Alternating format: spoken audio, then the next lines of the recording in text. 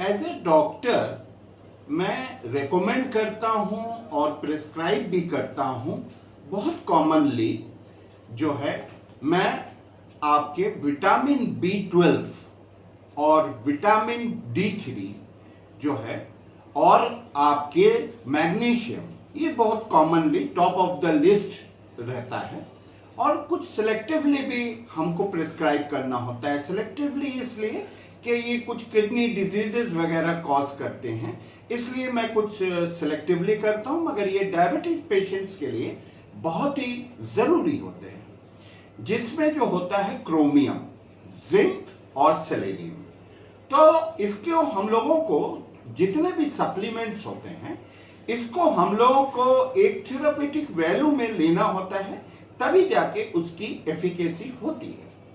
तो हम लोग जो है अभी जो टॉप ऑफ द लिस्ट है विटामिन B12, उसको देख लेते हैं। तो विटामिन B12 जो है ये एक न्यूरोटॉनिक है और ये डायबिटीज में न्यूरोपैथी के लिए रामबाण है।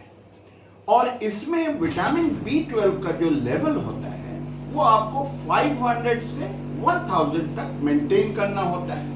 और अगर ये 500 से कम हो जाता है, 250 हो जाता है, तो आपको इसमें टैबलेट्स या इंजेक्शन लेने की जरूरत होती है। न्यूरोपैथी में इसको आपको 750 से ऊपर, अगर किसी को न्यूरोपैथी है तो उसमें 750 से ऊपर ही रखना होता है। तो और दूसरा जो आता है वो होता है विटामिन D3। इसको हमको सनलाइट से, ये भी डायबिटिक पेशेंट्स और आपके बॉडी के एंजाइमेटिक रिएक्शंस के लिए भी बहुत जरूरी होता है। तो विटामिन D3 के जो वैल्यूज हैं वो होती हैं 60 to 80, और अगर ये 30 से कम हो जाता है तो आपको इसमें इंजेक्टेबल्स भी हैं। आप वीकली इंजेक्शंस जो है आप जो है 8 से 10 हफ्ते तक 6 लैक्स इंटरनेशनल यूनिट का आता है, इसको ले सकते हैं। और बाकी जो है अगर बहुत ज़्यादा कम नहीं है तो आप टैबलेट्स आती हैं, टैबलेट्स ले सकते हैं। और तीसरा जो इसमें आता है मैग्नीशियम। मैग्नीशियम जो है ये क्या करता है कि ये आपकी इंसुलिन रेजिस्टेंस को जो है ये इंसुलिन रेजिस्टेंस को ये कम करता है। तो ये डायबिटिक्स के लिए बहुत ज़रूरी होता है। और इसकी जो नॉर्मल वैल्यू होती है ये 1.2 से 2.4 तक इसकी नॉर्मल वैल्यू होती है। तो इसकी टैबलेट भी आती है, मैग्नीशियम सैलिसाइलेट के नाम से आती है। इसको आप रात में बेड टाइम लेना होता है। ये आपकी नींद को भी सही करता है और दूसरे जो है ये आपके ब्लड प्रेशर को भी कम करता है। तो अब हम लोग देखते हैं क्रोमियम।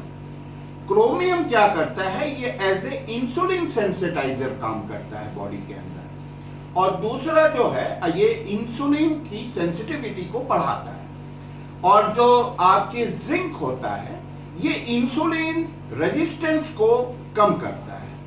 और जो आपके सेलेनियम होता है ये क्या करता है कि ये आपकी जो पैंक्रियास के अंदर जो है ये आपके इंसुलिन प्रोडक्शन को बढ़ाता है। तो ये सारी चीजें जो हैं आपको जो है आपकी नट्स में, सीड्स में, जैसे पंपकिन सीड है, सनफ्लावर सीड्स है, और आपके जो है ब्राजील नट्स हैं इसमें। और तीसरी चीज जो आपकी है वो इसमें दालों में, जैसे मसूर की दाल, चने की दाल, मूंग की दाल, इसमें भी ये आपको मिल जाता है। सप्लीमेंट जो है आप नेचुरली बिल्कुल लें, मगर इसको अगर आप एज ए सप्लीमेंट लेते हैं तो इसका फायदा ज्यादा